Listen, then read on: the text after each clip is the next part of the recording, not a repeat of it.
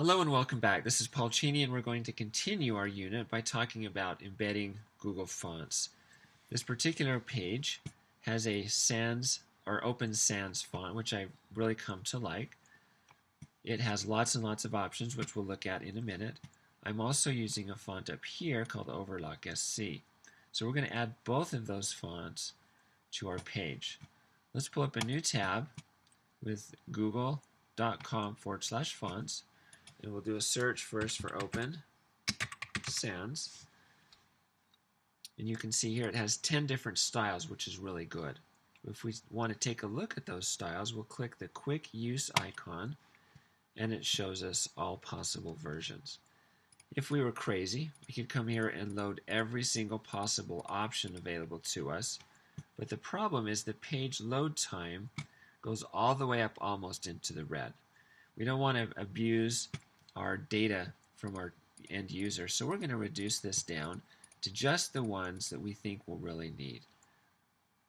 I'm going to use a 600 weight for my bold and a 300 weight for the light version. Notice now that my green or my load arrow is safely in the lower third of the green. Let's scroll down to step number 2. We're going to load a link. This goes in the head of our document. So we come to our source code. I've got some space here. I'll add a comment that says load the Google font, make a paste, save it. And I can see here that I'm calling Open Sans a 300 and a 600 weight. Back to my browser, scroll down to step 4.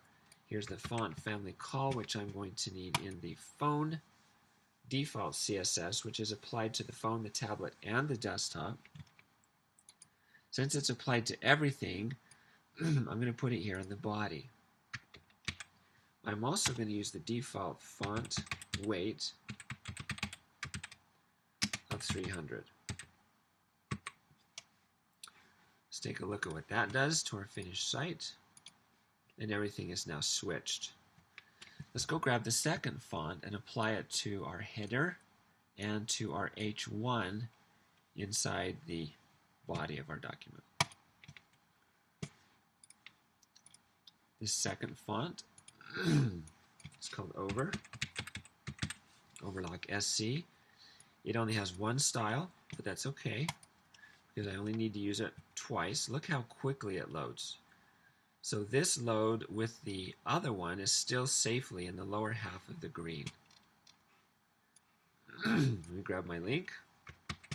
Now I'm going to do this incorrectly and we'll fix it here in a minute. Make a second HTTP request for Overlock. Save it. We'll grab our font family call.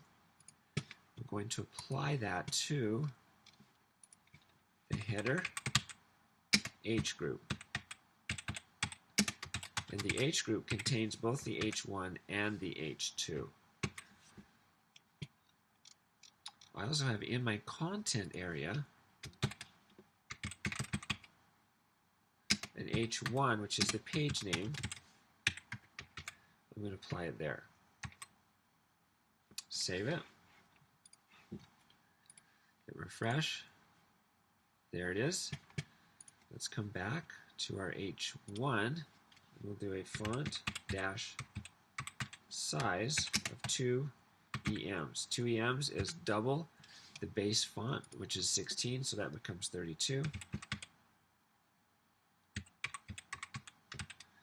This is 1.05. It took me a little while to figure that out, but I'll show you the purpose of it here in a sec. I also want to use a color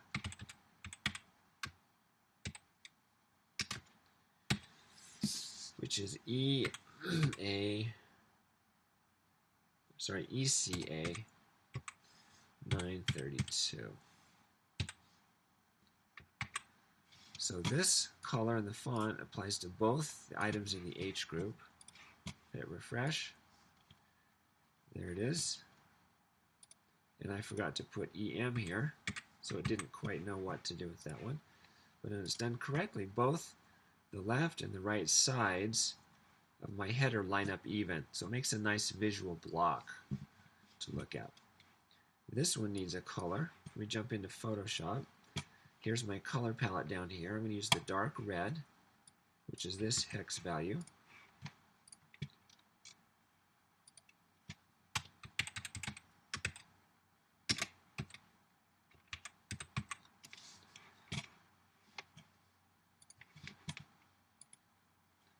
And that's now dark red. So one last thing, we need to go back to our source code and we need to combine these two requests into a single request. Well, here we have the family equals open sans, and right before the end quote we're going to put a pipe,